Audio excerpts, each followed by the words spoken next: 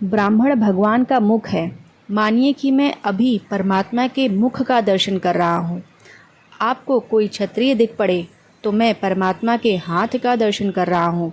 ऐसी भावना रखिए। क्षत्रिय को भगवान के हाथ में देखिए, वैष्णव को भगवान की जांघ में देखिए तथा शूद्र को भगवान के चरणों में देखिए। ब्राह्मण, क्षत्रिय, वैश्य और शूद्र सभी प्रभु के अंग हैं। सभी को भगवान के साथ देखिए।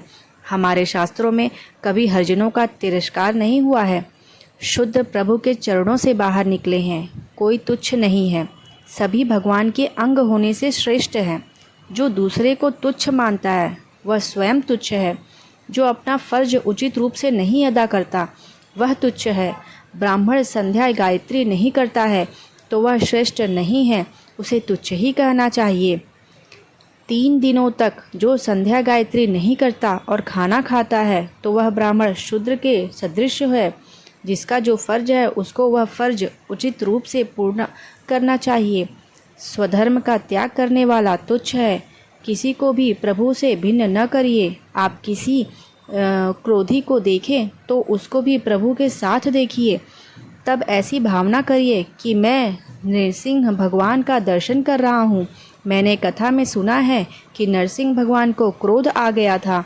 कोई भी क्रोधी व्यक्ति दिख पड़े तो उसके आगे हाथ जोड़िए और कहिए कि मैं नरसिंह भगवान की दर्शन कर रहा हूँ, नरसिंह भगवान का मैं जय जयकार कर रहा हूँ। क्रोधी को भगवान के साथ देखिए। उसे प्रभु से अलग करने पर उसका क्रोध आप में आ जाएगा।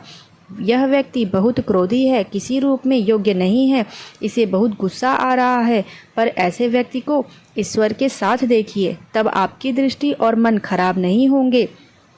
किसी कपटी व्यक्ति को देखकर ऐसी भावना करिए कि मैं अभी वामन जी महाराज के दर्शन कर रहा हूँ। मैंने कथा में सुना था कि वामन जी ने बलि राजा के साथ प्रपंच किया था। वामन जी ने प्रपंच किया था। ऐसे व्यक्ति को वामन जी के साथ देखिए। कैसा भी व्यक्ति हो उसे ईश्वर के साथ देखने की आदत डालिए। जड़ और चेतन सभी का आधार परमात्मा है। यह सब कुछ परमात्मा में निहित है। जगत को भोग बुद्धि से न देखिए, स्वार्थ दृष्टि से भी न देखिए। जगत को भगवत भाव से देखिए। जगत भगवान में है। जगत का आधार परमात्मा है। यही विराट पुरुष की धारणा है।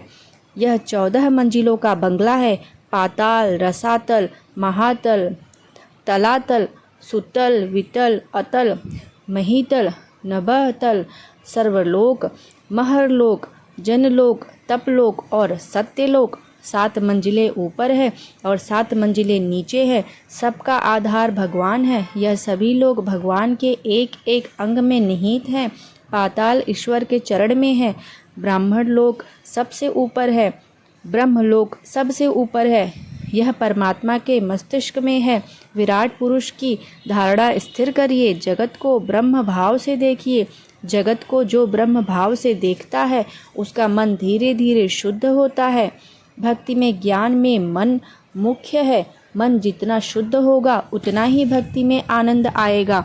मानव का मन मैला है, इससे उसको भक्ति में आनंद नहीं आता है। विराट पुरुष की धारणा से मन शुद्ध होता है। बाद में परमात्मा के चतुर्भुज स्वरूप का ध्यान करने की आज्ञा दी गई है। परमात्मा के सिवा बाद में कुछ नहीं रहता। इसे ही मुक्ति कहते हैं।